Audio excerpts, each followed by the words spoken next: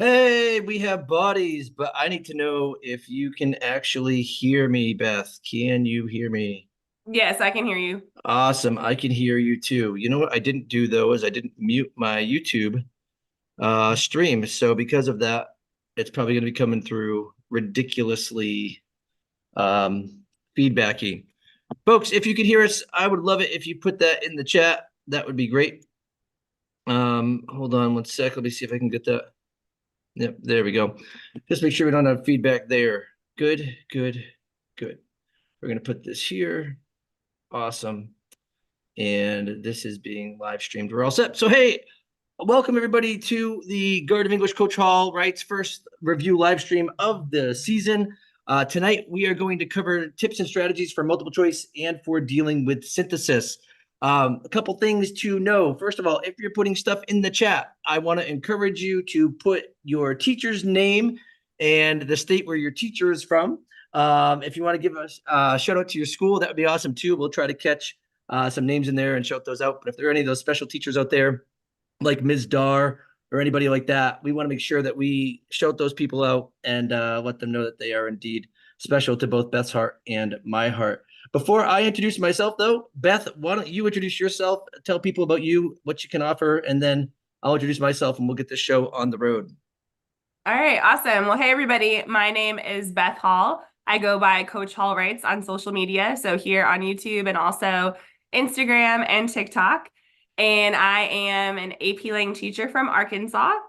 And I'm also an AP reader and consultant now. And I'm also a mom of two littles. So, Con- because we have lives outside of AP Lang too. I know, and congratulations on the consultant part of that. I don't think that students that's showing what that means, but that means that Beth is actually contracted by the College Board to go out and work with teachers to help teachers learn how to teach this particular class. So that's pretty awesome here. Beth, did you mention that you are also an author now too? Did you mention that? I didn't mention that, but yes, I'm currently Gotcha. an So author. for teachers that are watching here, this is actually the newest book that we have produced. This is Beth and I and Brandon Abden got together and we produced this. The cover is actually different now. This has the same cover as the old AMSCO book, which looks like this, but it's a different book. And like I said, there's a new cover for it that I just don't have the new version yet. But this is a how to write for the AP English exam workbook. If you're interested in that as a teacher, there is a link for that below, right down in the description. So please note that you can access it there as a teacher. If you go to that link and you contact Perfection, I'm sure that they can find some way to get you a sample copy if you're interested in that as well. Like I said, for teachers there. Let's check out this chat here real quick. I'm seeing like a ton of teacher names here, and I haven't shouted out any of them. Beth, did you catch any of those yet? Yeah, there's a few. I saw Miss Dar in there, Miss Walls, Miss Nielsen, Miss Waits, I think. There's a couple names that I might butcher. Miss Yeah. Watkins. Brookwood Theater Arts High School. Hello, Mrs. I think it's Mrs. Need from the Pocono Mountain West High School. Mrs. Burns, Mr. Works from Reedy High School down in Dallas, Texas. Mrs. McFall from Portland. I think I know her. If it's who I'm thinking of. And then Ms. Gloria McKelwin. All right. And then we've got Arizona here, Oak Ridge High School. Wow, Washington. A lot of West Coasters here. My goodness. Um, California. Wow, this is great. So nonetheless, folks, today we are going to cover strategies for multiple choice and for synthesis. We will take care of strategies for rhetorical analysis on May 1st. We will take care of strategies for argument on May 8th. And then the night before the exam, what day is the exam this year? Is it the 13th? I think it's the 14th. It's a Tuesday. Gotcha. Okay, so whatever that Monday is before the exam, we will be here at 8 o'clock as well. And that's typically a free for all. So we invite you there as well. Folks, please note that the chat, for the chat, when you put your information in, sometimes it goes really fast for Beth and me. So if you have a question, you might have to put it in a couple times for us to see it, but we do try to monitor it while each other are talking. Right now, it's kind of crazy. Although I just saw Ms. McGonigal from Everett High School. Okay, hold on. If I read that correctly, I wish that I had a Ms. McGonigal, because then I would just call her professor all the time and see if she'll turn into a cat.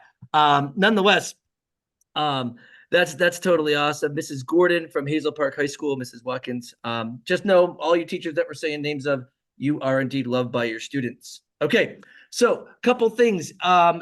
first of all, Beth and I are trying to hit 20,000 subscribers by test day, both on her channel and mine. So if you would be so kind as to just click that subscribe button, that would be totally awesome for us. It's free. There's really not much you have to do it. You just press the button. Also, if you want to participate in the chat, you got to subscribe anyway. If you're looking to help Beth out, though, because we're not on her channel, which is Coach Hall Writes, in the description below this video, there is a link that will bring you right to her page and will let you subscribe to her too. And like I said, that's the easiest way that you can help us, always. And that helps get our content out there. Mrs. Robinson, hello, shout out to you as well. And Omar asks, is this an hour? Yes, it is an hour. Oh, yeah, I see that you're already owning it in the chat there. Well, I'm just, an airhead over here. So nonetheless, it is an hour. It is 8:05. We've got people in here watching. And so what we're going to do is we're going to start with some tips for, let's start with multiple choice. Beth, what do you have for when your kids start the reading process to help them with multiple choice? Give us a little bit of what you're doing. I'll look for questions in the comments while that's happening. I'll interrupt with any shout outs or any questions that need to happen. And then we'll go from there. Okay. So Beth, kids are coming in, they're stressing out. How do I even read for multiple choice on the AP exam? What do I do? Well, what's your answer? Give it to us. Well, one of the things that we've been talking about in my class lately is looking at the answer choices and eliminating the distracting answers, because a lot of students will tell me, I read the passage, I feel like I understood it, but then when I get to those questions, I can eliminate like maybe 3 of them, and then there's 2 and I just don't know which one to pick, or they think they're going to pick wrong. And so my students, we've been really harping on making sure that we're actually picking an answer choice that truly does answer the question, because sometimes there are answer choices that are really tempting, but they're not actually answering the question. And also just looking at how a single word or phrase can sometimes make it wrong. And so that's one of the things that I think is really important at this point in the year is sometimes we need to think about how the people making the test actually create the test. Like there's a strategy behind this that's more than just content knowledge. So that's some of the things that I'm talking to my students about right now. Awesome. Now, there's a shout out to a teacher here that's from Coastal Christian High School, but I am not even going to try to pronounce that last name. So please forgive me. So Ms. S, you are loved by your students down at Coastal Christian High School there. Okay, and Ms. Watkins at Mainland High. So, okay, so we've got this idea at this time and at this point in the year, you're looking at multiple choice. You're saying, hey, let's really focus on getting answers that fully answer the question. Now, when it comes to lead distractors, do you have tips for your kids with lead distractors? And then I'm going to actually give some of my tips for lead distractors, and then I'll talk about some reading strategies outside of just general multiple choice tips. But tips for lead distractors. I would say one of the things that I've heard students say when we kind of go over it in class, if they picked the lead distractor, they're like, oh, I read it too quickly or I missed that. And so not that we want you to slow down too much, because obviously you only have 1 hour to answer those 45 questions, but we do want to think about what the answer choice actually says and kind of slow down in that regard. And I also think it's really important to, like we said before, to make sure it's truly answering the question being asked, because there are times when it's referencing something else in the passage, but it might be from the wrong part of the passage, or it might use like a key word from the passage that stands out, but the rest of what the answer choice says is incorrect. Like I tell my students, if it's partially correct, it's the wrong answer. Because sometimes students will try to be like, well, this half of it's true, so maybe I misread the passage. Well, no, it's just the other half is actually wrong. So that's very, very true. Now, before I make a comment on that, I am going to give a shout out to Mr. Smith from his period 7 class. He's obviously loved. But big thing here, right? One of the things that you need to do when you're taking your multiple choice on test day, folks, is you have to approach with confidence. Even if you're not the most confident reader, you have to go in and you need to approach that test with confidence. And the reason why is because for the lead distractor that Beth just described, which is like that partly right answer or the half true answer, most of the time my students will fall for that because they're like, wait a second, I know that I read that part in my answer, but I didn't read that part. And then rather than think, yes, I know what I'm talking about, and I didn't read that, so this answer is wrong, they then question their own judgment. So when they narrow it down to 2 answers, they're like, I know this one is right, or it could be right, and I know that this one is half right, but I don't know if I misread the piece. Then we've got some real problems. So we want to make sure that we hit that with some confidence there. Mr. Alvarez is the #1 AP Lang teacher. Oh, he is the GOAT apparently too. All right, Beth, we got to get Mr. Alvarez on here sometime. That's for sure.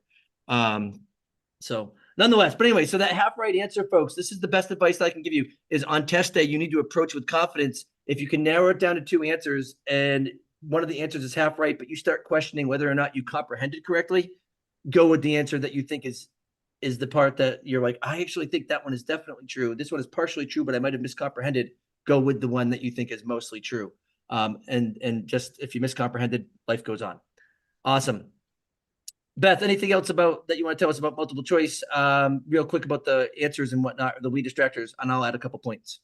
I think one other thing, because my students just recently took the ACT a couple weeks ago, and so this kind of goes for ACT and AP Lang as well, is a lot of the answers, like more than students might actually realize, a lot of the answers are in the text. Like you literally just have to go back to the text and find it. And I think a lot of times students try to do it from memory. Like they might read the passage and then they go to the questions and they think, oh yeah, I remember reading that. And that's where we fall for the lead distractor sometimes because we're trying to do it from memory. And so I know it feels like it might slow you down, but I would encourage students to go back to the passage to find where it explicitly says the answer for some of these questions because again, like you're under stress. I mean, like we don't want you to be super stressed, but you're taking an important test that you've worked hard for all year. And so it's important that you slow down enough to go back to the passage to confirm. Because I see a lot of students kind of trying to go from memory. And I think there are times when maybe some students really do retain it very well the first time, but most of my students when we go over an answer and they're like, and I show them where it was in the text, their response is, oh yeah, I didn't go back and check that. And I'm like, why? Like, go back. Yeah, absolutely. By the way, it looks like we either got some misinformation or some fake news. I don't know which side of the political spectrum anybody's on. So whichever word you have, you hold on to, that's the one you want to use here. But apparently, Mrs. Burns is the GOAT. So I don't know. I don't know. There's a lot of contention in here. But shout out to Mrs. Burns for sure. But what were you going to say, Beth? Oh no, nothing. Yeah. So nonetheless, somebody just asked, do you have any tips for multiple choice? Yes, we have tips for multiple choice. And that's what we're going to go over now. Or that's what we've been going over quickly while we've also been dealing with all of these shout outs for teachers that we want to care about and celebrate. So Beth brought up this idea of knowing your lead distractor and really dealing with that. I'm going to go into some reading strategies in just a minute, but folks, for your lead distractors, I really want to encourage you to look for 3 different types. Now, these types are anecdotal. What that means is I've been doing this for a long time. Beth, you've been doing this for a long time, and you can correct me if I'm wrong about any of these, but there are typical patterns for the types of answers that are lead distractors that show up. The first one is as Beth said, it's half right and half wrong. So if you narrow it down to 2 answers, you got to figure out which one might be half wrong. Another type of lead distractor, and this one is really tricky, is the one that is a correct answer. So like the information in that question in the answer is correct, but it's not actually for the question that's being asked. The reason why that gets so tricky is because you can go back to the text and you can say, I read that right there. But you have to make sure that the answer matches the question stem. The question itself, we call that a question stem. You got to make sure the answer matches that. The third type of multiple choice answer that's a really easy lead distractor to fall for is a more abstract version than the actual correct answer. So it's a wrong answer because it's so vague, but it's in the ballpark of the correct answer. So if you ever get it narrowed down to 2 and you're like, man, that answer is really vague and this one's specific and I know that it answers the question, don't fall for the vague one, go for the specific one. One of the things that I tell my students, kind of like Beth when she said, hey, go back to the text and whatnot. I always tell my kids that whenever you answer any multiple choice question, you can give that question the finger. This one right here. You can go and you can point to where the line in the text is that can prove your answer to be true. Interestingly enough, though, that on most multiple choice questions, whenever you're brought to a line in the text, the answer is actually typically 1 to 3 lines before or 1 to 3 lines after. Beth, take it away with what you were going to say. I totally interrupted you. Please forgive me. Oh, no, it's fine. No, I agree with you about the surrounding lines because a lot of times there's a context clue that students miss. And I think that's really important too, because if it says like, line 52, a lot of students will just immediately go to line 52 and they don't consider the full sentence or the full paragraph. So please read the context of it, even if you're directed to a single line or maybe a couple lines. It's really hard to answer those questions in isolation. And I think the people who create the test know that. And so if it were me creating the test, that's how I would make a lead distractor is what would people think if they only looked at this line versus like the true context of it. So I think it's really important to read those surrounding lines as well. And I think sometimes students don't realize that because they zero in on, well, the question said, I don't know, line 52. So why would I read the whole thing? Yeah, totally understand. By the way, Ms. Mack is the GOAT. Just got word. Okay. So another thing too, Beth, is when it comes to these lead distractors, they're the parts that are the hardest. Um, when we get into those other lines on the electronic exam, they actually underline the text for you that the question is asking about. And so that to me, it's a good thing, but just a reiteration, go to that context because that's where you're going to really find the answer there. Now, what person did ask in the chat, what about time? How do we handle time with multiple choice? Another question that is very similar is, what if you run out of time and can't fully comprehend what you're reading? Do you have any tips on how to focus? I'll do some reading focus tips and whatnot in just a couple minutes if you're cool with that. But Mhm. do you have any time suggestions for your students before I talk about like, hey, let's talk about some real reading strategies that you can do besides just like the classic multiple choice? Like there's a way, but there's knowing how to take a multiple choice and there's knowing how to read, right? And Mhm. we're doing the multiple choice part right now. I'm going to do the reading in a little bit. But time stuff, what do you tell your kids? Okay, so it really kind of depends on who you are as a student. So some of the things I'm going to mention won't work for half of you, but they will work for the other half of you. So keep that in mind. Because someone asked, do you read the questions first or the passage? When I was a high school student, I always read the passage and then went to the questions. Once I was in grad school studying for the GRE, I realized that you could actually read the questions first. I personally do better reading the questions first because I feel like I'm reading with a purpose and I feel less distracted. When I personally, again, anecdotal evidence, when I'm reading the passage first and I don't know the direction of it, I sometimes have to read it twice or I like reread the same part a couple times. And so if that resonates with you, you might try to practice the questions first strategy. I think it might be a little trickier on the digital exam though. I'm not sure. But for the paper exam, this is the last year you'll be on paper, but it might work better. But I would not just go into test day and be like, oh, well, Coach Hall said that she would do the questions first. No, you got to practice it and figure out which way works for you. In fact, I have my students try both methods a couple times before I let them say definitively, like, this is my strategy. And my students are very split on this. Some of them do really well with passage first, some do better with questions first.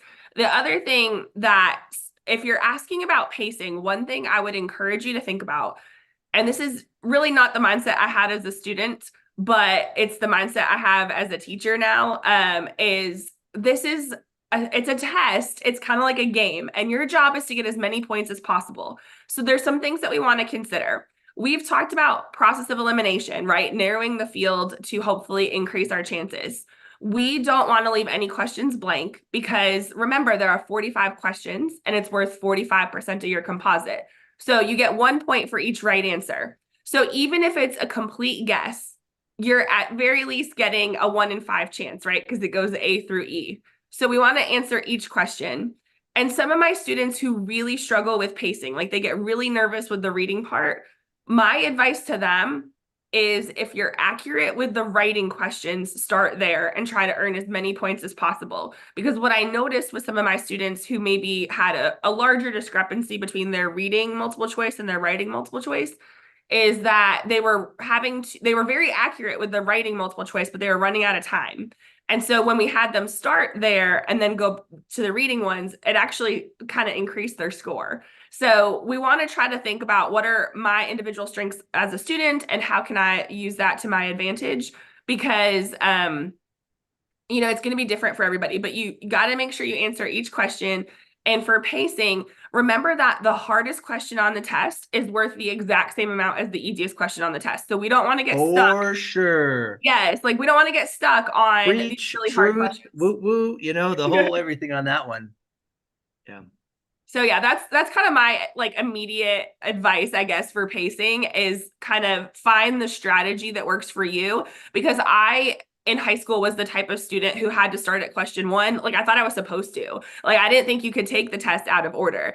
And so I would start at one and I would just go through it. I think I was also really nervous I was going to miss something on my bubble sheet or something. So please be careful. If you are not starting at question one, even if you are, and you're doing the paper test, please make sure you're bubbling the correct question. Oh yeah. But also don't take forever. I've seen kids take what feels like an eternity trying to bubble it in so it's perfect. I know you have to be precise, but we don't need to take Yeah. forever bubbling it in. Yep. Shoot, shoot, shoot. And then in you go. Couple things. First of all, I got to tell you that it looks to me, hold on 1 second. Yeah, there we go. It looks to me like Mrs. Burns is still getting some serious love in here. So I'm just tossing that out there. But Mrs. Herrera is apparently the goat now too. This is wow. Kids love their teachers, and I love to see that. And so I'm happy to celebrate that. About timing, there are questions that say accept.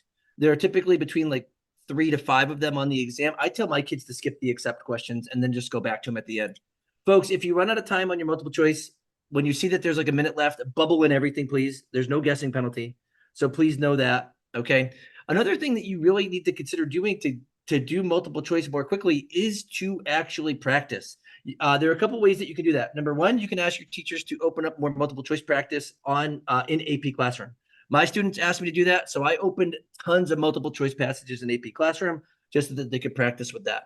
Another thing too is that if you look in the description down below, I have a Garden of English exam prep guide. Now that is actually a paid product. However, if you click on the link, you're going to notice that there's a free preview part, and if you click on the free preview, you can actually get all of Unit 1 free. So if you'd like to practice multiple choice in that all of Unit 1 of what I offer for exam prep, you're going to get 20 multiple choice questions. And there'll be 10 reading questions and 10 of the writing questions. And actually, 10 of those reading and writing questions will be for AP US history, like they're based on US history documents that correlate with the AP US history timeline.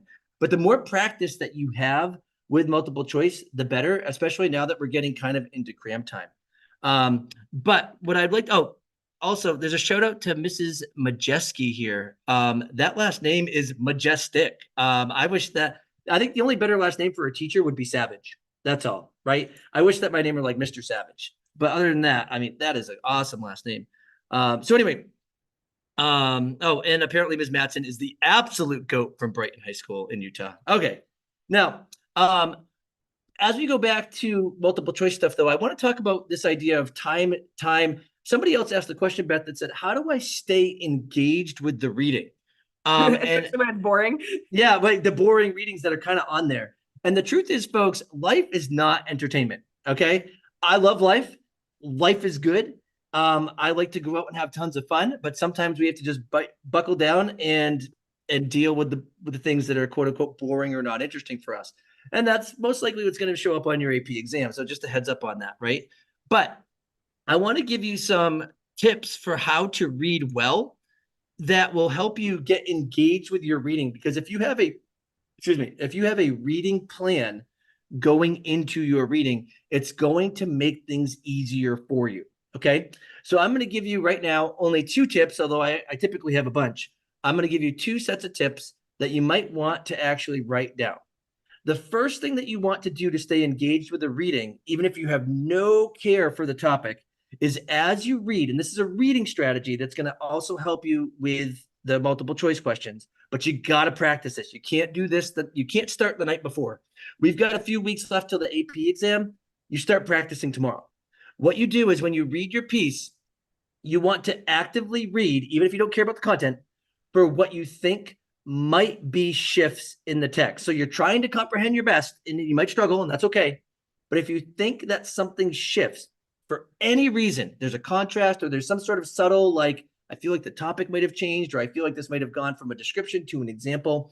If you see a subtle shift, you just draw a little line. That's it. You just draw a little line. If you're taking the electronic exam, there's a little annotation kind of guide. What you're going to do is you're going to just click annotate, and you're just going to put a little dash right there, and you're going to keep reading. The reason why is because this now gives you a purpose for reading beyond comprehension. But what you're doing is as you read and you draw those little lines for shifts, you're actually considering argumentative structure. Now, you don't think about it that way. You just think you're drawing lines and you're looking for shifts. But the truth is that it's going to actually help you say, you're saying to yourself, oh, I am breaking this into pieces and I'm saying that these pieces relate in different ways. That right there is one of the best reading strategies that I can offer you to help you with that. Okay. Beth, do you want to say anything about that before I move on? Yes. I think you're absolutely right. One of the things to consider is, especially if the word yet is in the passage, like there's a shift. And so we want to mark the shift because there's probably going to be a question about it. Also, I don't know if this will work for other people, but I've talked to my students about it, and some of them said that they kind of do this too. If you're finding that it's like super boring and you're having a hard time focusing, if you can like trace it with your finger or like your put your pencil under it, it might help you stay more focused. Also, some people are more auditory, and so you can like mouth the words. Obviously, don't be talking in the test room, but if you can kind of like silently be talking to yourself, it will possibly help you retain it more. I know it might feel funny, but nobody's supposed to be looking at you anyway because they're supposed to be looking at their own test. But Yeah. those might be things like just kind of tracking it with your pencil or kind of mouthing the words. That might be a way to stay focused. Also, if I ever feel like the passage is really hard or if I'm just having a hard time focusing, I take more annotations. Like I might note the main idea of the paragraph. So that way, at least if I like zone out for a second, I can look at my annotations and be like, oh yeah, that paragraph was about this. That way I don't have to reread it again. So that might be helpful if because some people were kind of mentioning like not being engaged with it. That might be some tips that would help you as well. Okay. I that excellent advice. Excellent advice. Somebody asked for a shout out, and I can't remember who. I don't remember where it was. That stinks because I was like, oh, someone needs it. Ms. Powell. There it is. Ms. Powell's in there. So shout out to Ms. Powell there. Um, Now, the other tip that I have besides becoming an active reader, oh, there was a question in here. Someone said, what's an accept question? An Mm-hmm. accept question is on the reading multiple choice as opposed to the writing multiple choice. On the reading multiple choice, when it says the writer does blah, blah, blah, does all of the following except. Those accept questions force you to go back and put in every answer, right? That is a time waster. I'm not telling you not to answer that question. I'm telling you to consider skipping that question and then going back to it at the end. Also, Beth, I really love that you said your preference is to read the questions before you kind of go and do your thing with the reading. I am the exact opposite. So, folks, you have to know the type of tester that you are. I will always start at 1. I will always end at 45. I will and that's just how I roll. So you do have to kind of go in with a game plan. So now, folks, besides actively reading for shifts, what I also want to encourage you to do, and somebody asked how do you do that on the electronic exam, and like I said, you just click the annotation button and just draw a little dash, just press the dash button and then move on. Okay. Um, I also want to encourage people that are taking the electronic exam. You can download Blue Book right now. I have a video that I released like 2 weeks ago about the electronic exam. It's like 10 minutes long. You should go watch it. It gives you a link to Blue Book, which is the platform that you'll be doing this on, and download Blue Book, practice in the practice exam that's given to you, and then make sure that you look at the key codes. Because if you memorize your key codes, Control C, Control V, you're like, well, that you can't copy and paste in it, but whatever the key codes are that are in there, those key codes will save your life. So if there's an annotation key code, let's pretend it's like Control N. I don't know that that's what it is, but let's pretend it is for a minute. You hit Control N, the thing pops up. You put your dash in there. You hit Control N, it drops down. It takes 2 seconds. Okay, so please make sure that you check that out. Oh, apparently Mr. Kovic is the goat now. Mr. Kramer's the goat too. Wow, with all these goats, I hope I'm like a sheep now. I don't know. But anyway, what I also wanted to point out about reading actively, and this is something you have to practice, this will actually help you read on your exam day, is not only to just read with these kind of markers in mind where you're just marking shifts, but the other thing that I tell my kids to do, okay, sorry, Jonah asked 2 questions. The first question was how many multiple choice questions do you have to get right to get a 5? It depends on how your writing is, but typically you're going to get about 33 to 37. You're going to get above 33 and most likely above 35 to get the 5. But that depends on your writing there. Somebody asked, do we know where we could find free multiple choice practice from old exams? From old exams, you have to ask your teacher to open them in AP Classroom. Okay. If you want other multiple choice practice, there are plenty of places to get them for free. Like I said, you can actually sign up for the free preview of my AP English exam prep guide. But you also can go to Marco Learning. Marco Learning has a free test as well. They might actually give away 2 free tests to students who sign up, and they'll have rationales there as well. So just a toss up for that. But anyway, the other thing about reading critically for your multiple choice is this, and this is something y'all might want to write down. While you practice reading up until test day, so starting tomorrow and then going through the night before test day, whatever you read, especially things that are nonfiction, okay, you want to ask yourself 5 questions as you read. Okay. So let's pretend that I went and I annotated and I just put little marks on my page where I think I saw major shifts. You don't need to mark minor shifts. We're talking about a major shift. You're like, I think something shifted here. I'm going to just draw a dash. When you break your piece into sections, you want to ask yourself these 5 questions. And now you're not going to be able to answer all 5 of these questions, but if you can answer at least one of them, you're going to be in really good shape. So the first question is, what does this, based on this particular section of my reading, what can I infer about the speaker's background, values, beliefs, or character? So you're reading and you're like, okay, what can I infer about the speaker's background, values, beliefs, or character just based on this section? And if you're like, nothing, okay, well, then you go to the next question. The next question is, what can I infer? That means, what can I make a judgment about? What can I assume about a speaker's, an audience's backgrounds, values, beliefs, or needs? So that's question 2. And if your answer is nothing, you go to the next question, which is, what is the intended audience supposed to experience emotionally based on this section? Then if you can answer that question, you still go to the next one, and that is, okay, based on this section, what can I infer about the speaker's argument or the importance of discussing it right now, this minute? And then you go to the last question, which is, based on this particular section that I just read, how does it relate to other parts of the argument? Those 5 questions are really important for you to start thinking about and cycling through on your own, because almost every multiple choice answer answers one of those 5 questions. Beth, what do you got? I was just thinking it's funny because those top 2 questions that you said about the speakers' values, and then also what can you infer about the audience and things like that. Those are the exact questions that my students were discussing in class today as we're hitting rhetorical analysis again. So one of the things to keep in mind is that even though we're talking about multiple choice right now, these are also skills that could help you interpret a passage for rhetorical analysis as well. Absolutely. Absolutely. And that's because the reading passages are that. Now, what I'm going to do is I'm going to actually put those questions in the chat. Let's see if I can get them in there. So based on this section, let me see if I can't. All right. They're limiting my character numbers here, folks. So I'm going to put them in there again. Let's see. Nope, I can't get that one in there yet. All right. Folks, I promise you they're going in the chat right now. Yeah, a lot of people are asking about number 4, the importance of the argument, or I guess like technically the exigence is maybe what you were going for. Yeah, the importance of talking about it right now. Okay.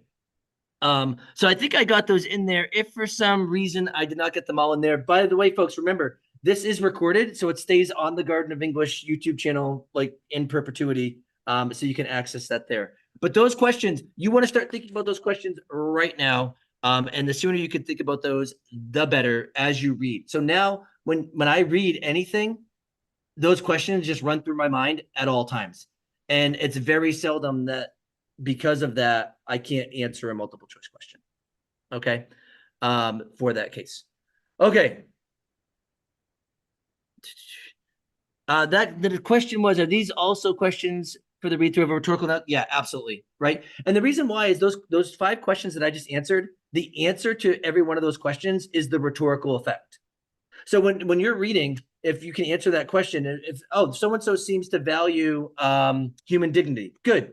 But what did the author do to show that he or she valued human dignity? Boom, there's your rhetorical analysis, first topic sentence. So-and-so begins by doing this to highlight how much she values human dignity. Boom, done. And that's why these questions are so, so good. So for those of you that are like, how do I stay engaged with the reading? You have to force yourself to be engaged, but have a plan going in. You mark where the shifts are, you ask the questions, and you should be good to go. Those are critical reading strategies that will also strengthen your reading for test day. And then we have those multiple choice strategies that Beth talked about with lead distractors, and you're really going to be in good shape. But we've only got like 4 weeks to practice, so you got to actually do it.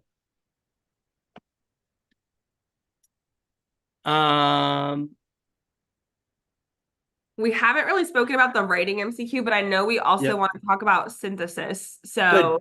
So let's talk about the writing multiple choice in 5 minutes or less. And then Beth, let's be real. You and I always go 10 minutes over. So we'll go. Are you okay with going 10 minutes over? Yeah, it's totally fine. Now, just so you all know, my youngest son's name is Atticus, and it's his birthday today. And he agreed to let me do this with you all today. So y'all, Atticus, a nice happy birthday here. Okay. So anyway, Beth, quickly, some writing multiple choice that's a little bit different than reading multiple choices. What do you have for strategies there that you're like, we got to take care of this real quick? Okay, so first of all, students, you're going to want to know what we mean by writing multiple choice, because every once in a while I'll mention this like over on TikTok or something, and people will be like, what do you mean writing multiple choice? So by the way, follow on TikTok, please. Basically, these are the ones that at the top, they're going to say like, this is a draft, and it's a shorter passage. There are fewer questions, anywhere from like 5 to 8 questions. These are the ones that Beth, pause, time out. Just once again, I'm super sorry for interrupting, but somebody just asked, can a passage have both reading and writing multiple choice questions in it? Absolutely not. Sorry, Beth, go back. No, you're good. No, they're totally separate, guys. So the first 2 passages are going to be the reading ones. Those are the ones that are, it's a nonfiction passage, but it's going to be more comprehension based, and they're going to have about 10 to 13 questions. And then at the top, it'll say something like, the following is a speech from an activist in 1905 or something like that. And the writing ones are a draft. So those are the ones where you're having to like rearrange sentences or like add a sentence, or like there's transitions. One of the questions I saw earlier that is worth addressing is, I think it was from a teacher, but it was basically like, what do you do if, like, as a student, it's not how you would write it? Like, you don't agree with the answer choice. Because I actually had this conversation with my students probably about a week ago with something we were doing for our state testing. They're like, well, I didn't want to pick that answer because that's not how I would say it. And I'm like, okay, but of all the answer choices, this is the one that best answers the question being asked. And I think that's really important, because some of the questions might be like, the writer wants to add an engaging sentence to the opening of this essay, let's say. Well, if it's engaging, then we can eliminate all the boring answers right away. So it doesn't mean that that's how you would write the opening sentence, but we want to make sure that we're actually answering the question being asked, and not overthinking it quite as much. So I think that's one thing. I know we're kind of trying to go through this quickly. So what suggestions do you have for students?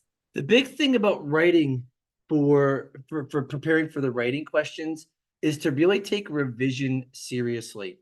One of the things that I would encourage you to do to study on your own for the writing questions is to go to the College Board past AP Lang prompts.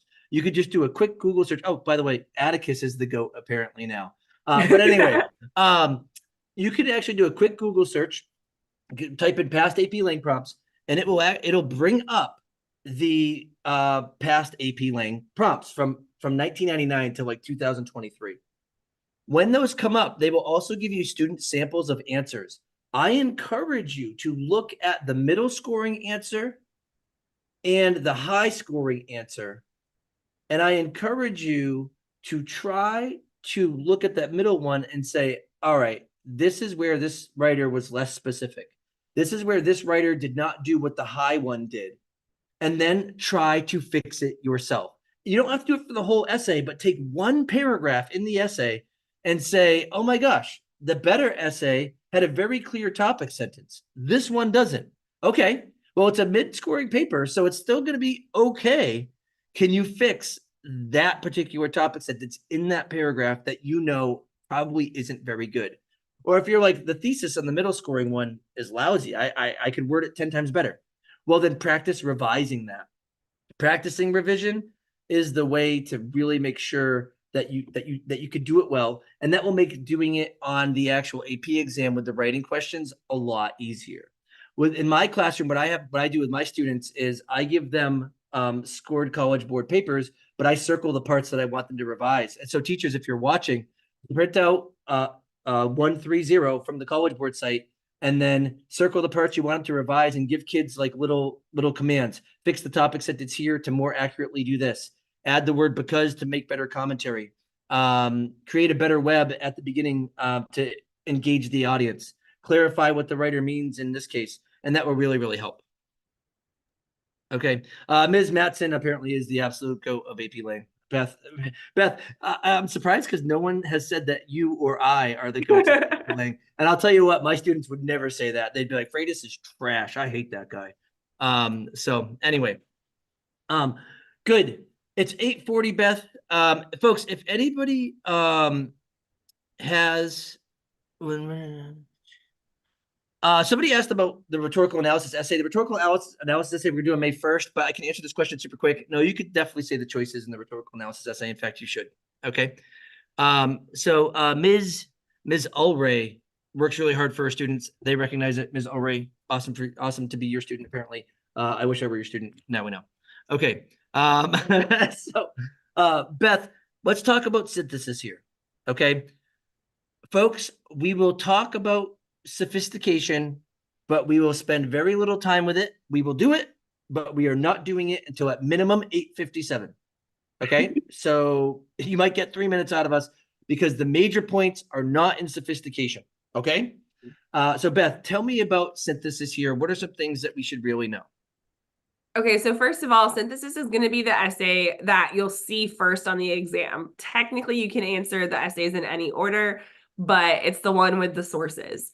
And it's going to be incredibly important that you cite at least 3 sources in your essay, because the rubric, in my opinion, is actually quite harsh if you don't. So please make sure For that you cite sure. 3 sources. I don't think you can get above a 110 Right. if so. All right, hold on. Sorry, folks. If you didn't know, your essay scored on a rubric, that's 6 points. You would get a point for your thesis or you don't.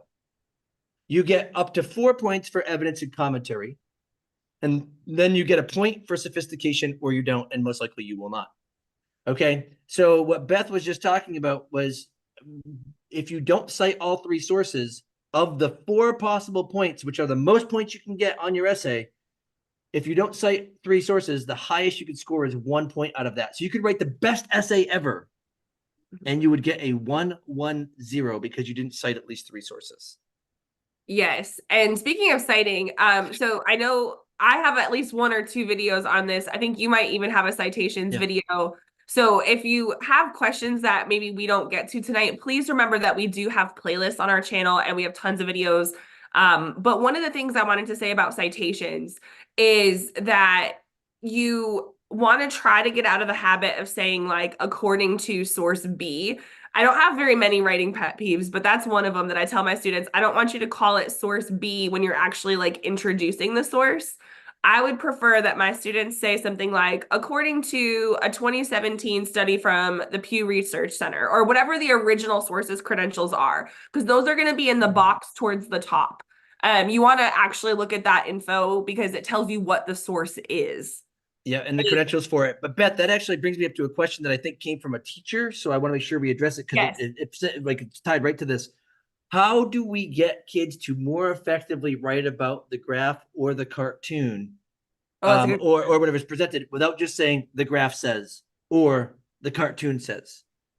Yeah, that's a great question. So, well, for a graph, if there's numerical data, students could use that, like, whatever percentage of people do this or whatever the data is. When it's like concrete numbers, that's fine. But if it's a cartoon, I encourage my students to think about like the deeper meaning of the cartoon. I like the locavore prompt.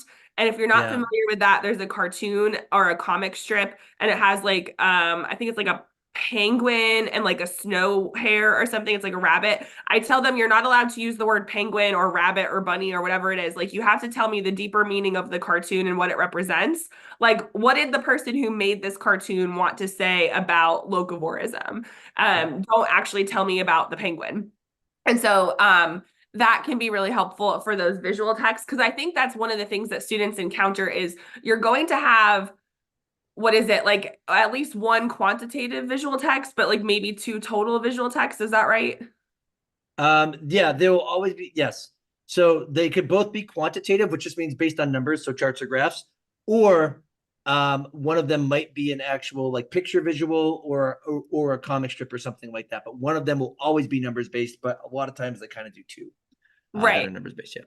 And so students will like those because they're like, oh, I don't have to read anything, which is true, but not all visual text will fit your argument either. So we want to be careful with that and try not to force it. Um, but we want to make sure that we're paying attention to the original source information. And I tell my students to cite using parentheses at the end of the sentence, kind of like MLA format or APA format. And I tell them to write it out as like source B. Because I noticed with some of my own students, if they just put like the letter in parentheses, like if it was source B, if they just put B in parentheses, I would have a harder time finding it. And I was like, I don't want your AP reader struggling to find your citations. So make sure they're in parentheses at the end of your sentence. Um, and that way it's clear that you've cited them. And I tell my students before you move on to your next essay on exam day, please go back and double check that you have cited 3 different sources. Because that's another point that is probably worth making it is you have to have 3 different letters like A, B, C. That's 3 sources. If you only cite A, and B, well, you have 3 citations, but you cited source A twice. So it's really important that it's 3 different sources. And by the way, you don't get any extra points if you cite like all the sources. I've had a Yep. couple students ask, like, do I get a bonus point if I put them all in there? No. Nope. Nope. Not at all. So a couple of things about adding sources here. Hold on a second. Did Jonah ask? Uh, let's see. If you wanna private message me what Jonah's question was about how busy I am, I'll try to see if I can hook him up. We'll see. I didn't see the question though. Oh, Jonah, now I can see that question. I can't do that because I get emails like that all the time. And I already teach 6 different classes over 3 different content areas. I've got 5 children of my own. I run the Garden of English and I do other consulting. So I wish I could, but I can't. I'm sorry. So anyway, Beth, when you were talking about adding sources too, my rule is if my students are going to put the author's name in or source A or source B in the sentence, they have to put credentials there. And I'm like, if you're going to write source B and source B's credentials, can you just write the author's name or the name of the publication? Like the National Review, and it's, a newspaper that blah, blah, blahs. And you're right. That's where the italics on the sources come in handy. But folks, with my students, I actually encourage my kids to not use the author's name in their sentences unless they need to rely on the author's credentials. Otherwise, they need to take their quotes and try to interweave it with their own language and then put a source A, source B, source C in parentheses at the end. Okay. Mhm. Now, folks, I would like to remind you that Beth and I do have, if you click on our channels for YouTube, we have things called playlists, and she and I have both listed out playlists for rhetorical analysis, argument synthesis, and they go all the way from breaking down props to writing thesis statements, to writing topic sentences, to adding evidence, to adding commentary, to providing conclusions, and how to write for sophistication. And every video is different, and most videos in my playlists are less than 10 minutes. Okay. Beth's are a little bit longer, but that's because she does videos differently than I do. Okay. So I'm not saying that either one of us have the better way of doing it. We have different ways of doing it that can be helpful for the type of student that you are. And we always provide models. So just remember, if you're like, I didn't get my question answered, go there. Because in our playlist, you will get your questions answered. There's no doubt about it. And they're already organized by question type for you. Okay. Let's see. Should they keep citations or vary? All right. So somebody asked, should they keep the citations or vary last name emphasizes? So if they put like, should they vary putting authors' names in or just flowing into the quoted language? What do you think about that, Beth? I mean, in general, we want students to embed the quote whenever possible for that more seamless writing. Yeah. But um, I would be less inclined to encourage like source B highlights.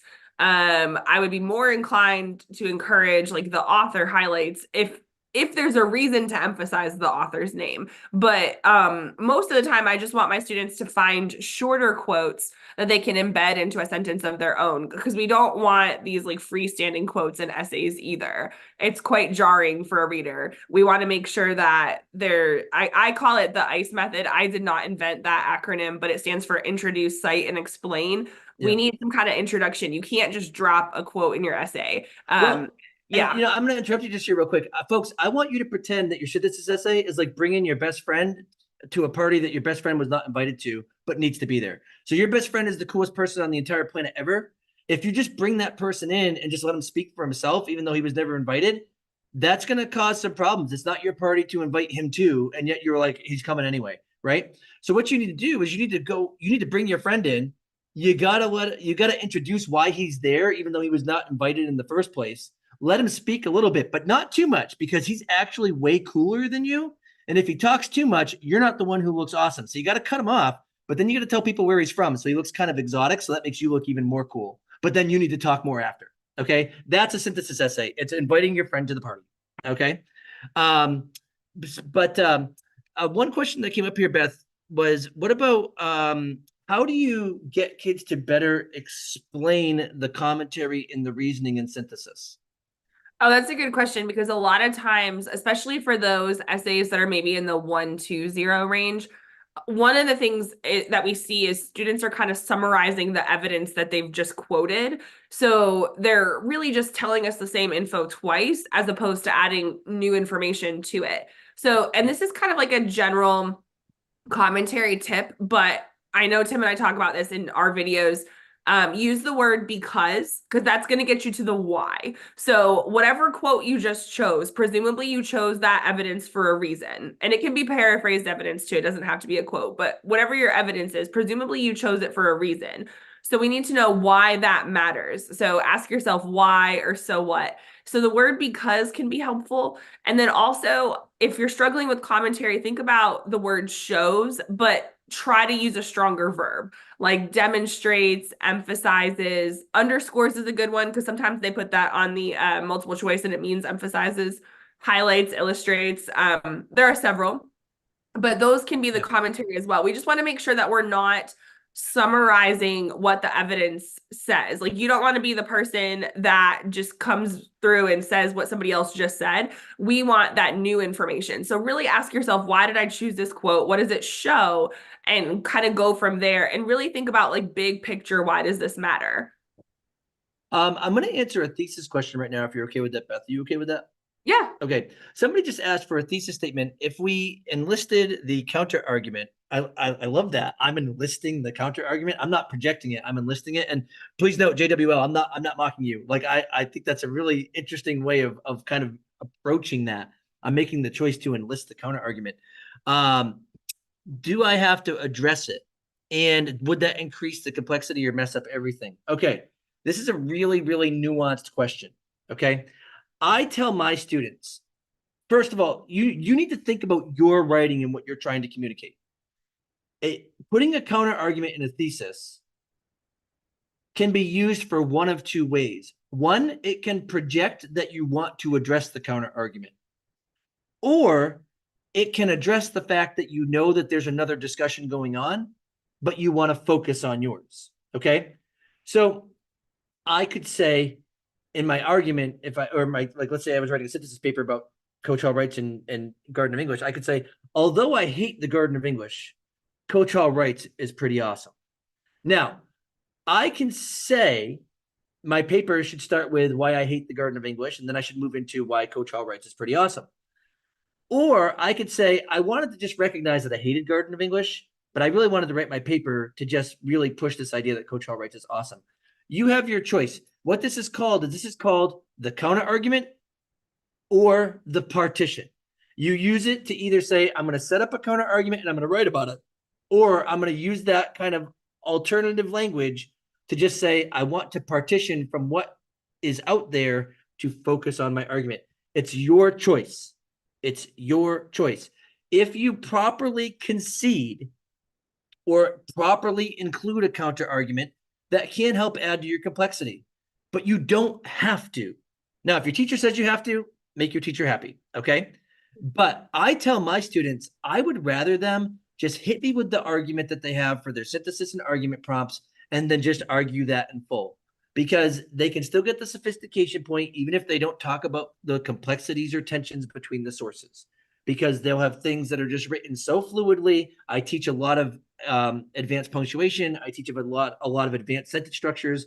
I teach a lot of refined quote integration and detailed commentary. So because of, and I also teach my kids how to write really, really good conclusions. So because of that, that's where I let my kids kind of develop a vivid and persuasive style, and they can just focus on, look at, if I'm writing the locavore prompt and I want a community to consider A, B, and C, my kid's thesis will say, a community should consider A, B, and C because locavorism is going to strengthen it. Okay, their whole paper will be about locavorism strengthening their community if they're writing that particular prompt. That's the 2011 synthesis prompt, by the way. Sorry, Beth, I probably spoke way too long. Oh, no, it's fine. But I agree. I think one of the questions we sometimes get asked, I haven't seen it very much yet, but do I need to include the counter argument for either synthesis or argument? And the answer is no, it's not required. And also, to Tim's point as well, just because you do include it does not guarantee you the sophistication point. Like, so I tell my students, like, include it if it's going to help your argument and if you have time for it, because a lot of students, you could really put it anywhere in your essay. But a lot of students kind of save it for the end because at that point, you've already argued your position. And if you need to cut it, your essay is still intact. We just want to make sure that we're not arguing both sides equally. We want to make sure that we are having a clear position. Okay. A couple questions here. The first one I'm going to address super quickly because it's a quick answer, and then I'll deal with the next question. The first one is, what if the argument develops kind of a little bit slowly and then it begins to slightly turn from the thesis? What should you do? I've seen that question pop up more than once. And honestly, folks, it's way easier to revise your thesis than cross out whole body paragraphs. Okay. So if you notice that your paper is becoming a little bit more nuanced or shifting just a little bit from your thesis, then go revise your thesis. Add in that extra point. Or if you're like, oh, I don't think it always does this anymore, I think it only mostly does this. Good. Go to your thesis and put the word mostly in there. Okay. So if you notice a little bit of a deviance, go back and fix your thesis. That's the easiest way with the time that we have. The next question is, sometimes I have a hard time understanding the prompt I read. What are some good tips for annotating the prompt so I can better understand what I'm reading? Okay, Andrew, that's a great question. Unfortunately, it's way too long for me to answer like here, but I did put a synthesis playlist in the chat, and Beth, you can put yours in there too if you want. But mine does start with a how to read the synthesis prompt for ideas that can then help you read your sources after. I would really encourage you to do that. The other thing too, folks, about every prompt on the AP exam is to turn the prompts into questions. On the AP exam, your synthesis prompt will always say, write an essay that develops your position on blank. From the word develop to the end of that sentence, you can turn that into a question, guaranteed. For example, if the prompt says, write an essay that develops your position on what factors a community should consider when when engaging with locavorism, I can turn that into a question. What factors should a community consider when engaging with locavorism? That's it. Or if it says, write an essay that develops your position on what should be done to restructure the post office. Good. What should be done to restructure the post office? If you turn it into a what question, what will happen is you will know exactly how to write your thesis because your thesis will answer that what question. Or you can use the words to what extent. Beth, do you have anything about that? No, I think that's a great advice is the first paragraph is going to give you context of the issue. It's going to say kind of like, here's the thing we're talking about. Here are the two sides. But then go identify the task because it's probably going to say either factors of something, maybe, or it might say the role or the value of this topic. and make sure, like, if you underline it, turn it into a question, do what you have to do, and then make sure that as you are writing your thesis and going through your essay, that you are actually addressing the prompt being asked. Because someone in the chat had asked, like, do we have to put our thesis in each paragraph? You put your thesis typically in your introduction, but your body paragraphs are supposed to be proving your thesis. So we want to make sure that it's connected. We call that line of reasoning. Okay, how can I improve my essays to something about less boring or dry and repetitive? What happens there is you think about sentence structure, you think about where your transitional words are, and you think about using advanced punctuation. I have videos about how to do all of those types of things. So just a little note for that. Beth does too. Um, Here's a question. What are some tips about to make it so that you're not just summarizing your evidence? And the truth is, folks, and this is actually a tip that I want to give you for timing. Okay. So you don't have a lot of time to write your essays. It's just true. You got to sit down and you got to do it. What I tell my students, and they learned this the hard way 2 weeks ago, is I let my kids write with templates, but I also show them how to use the templates and then deviate from them a little bit when they're ready to. But the templates will get them a fine score. They'll get them a 140 every time if they fill it in right.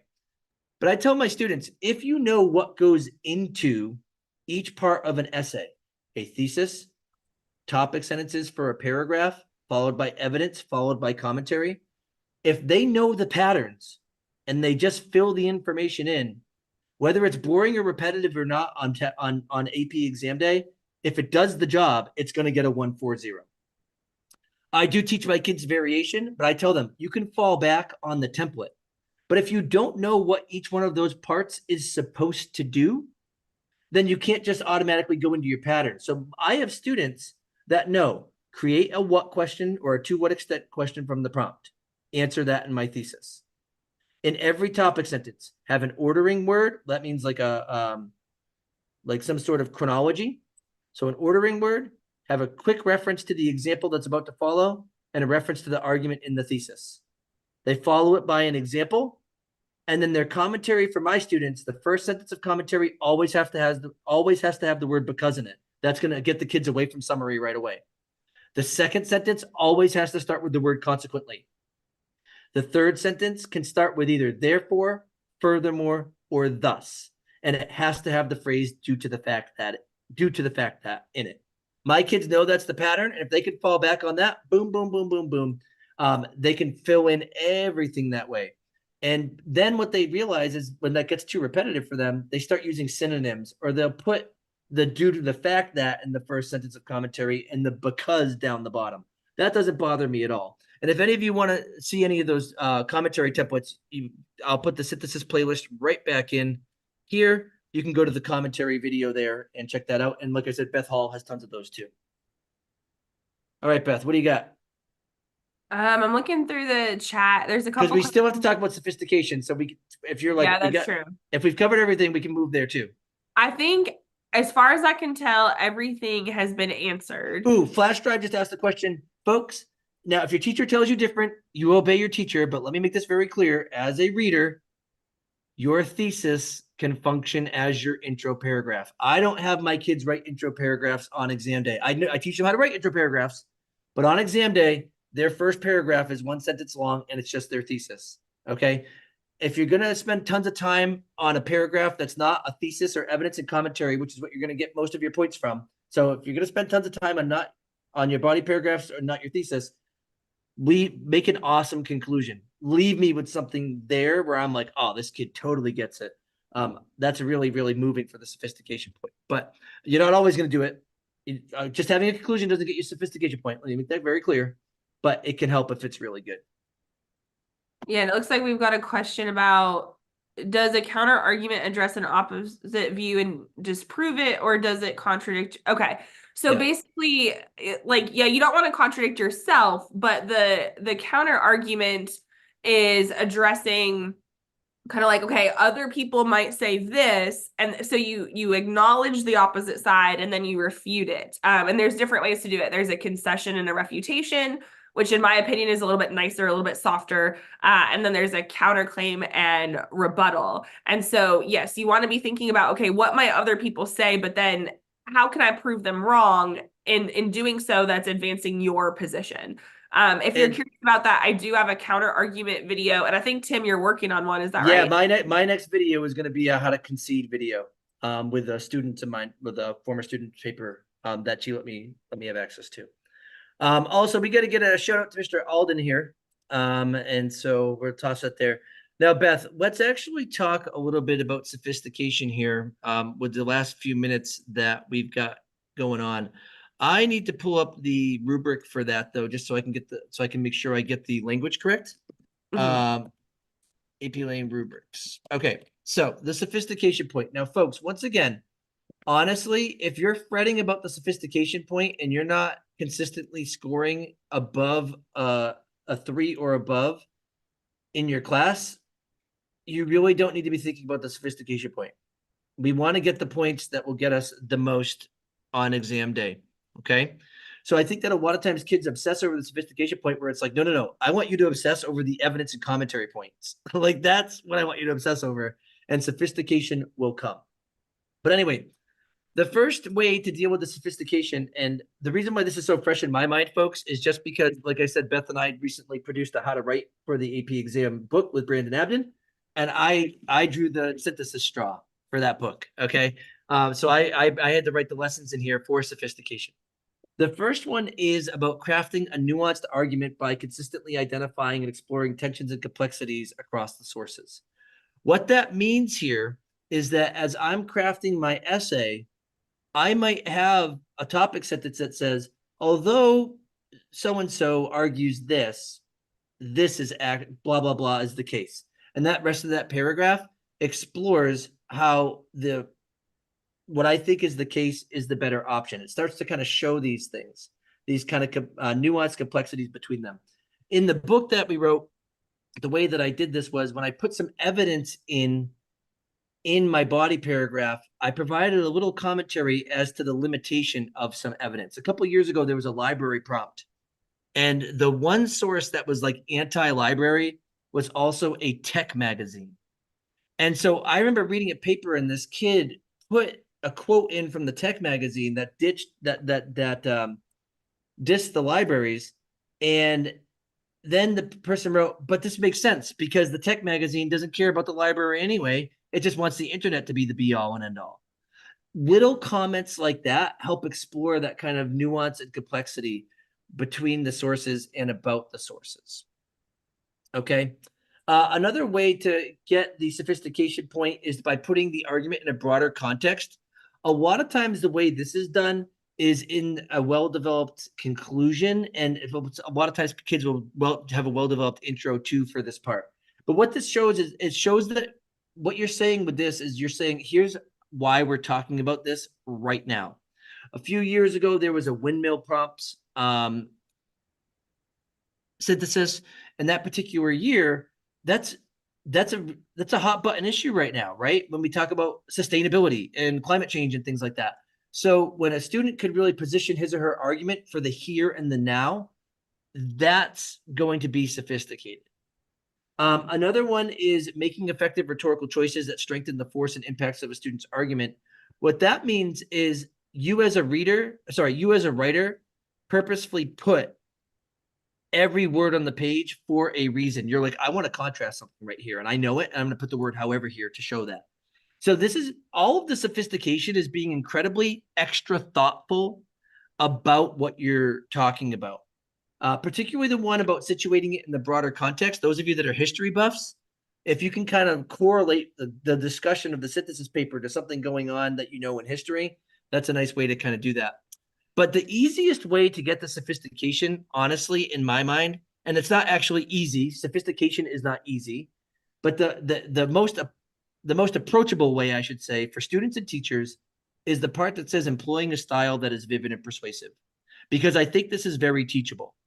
Teach your kids to have well-developed thesis statements that are complex sentences. So that means that there's a subordinated conjunction in there.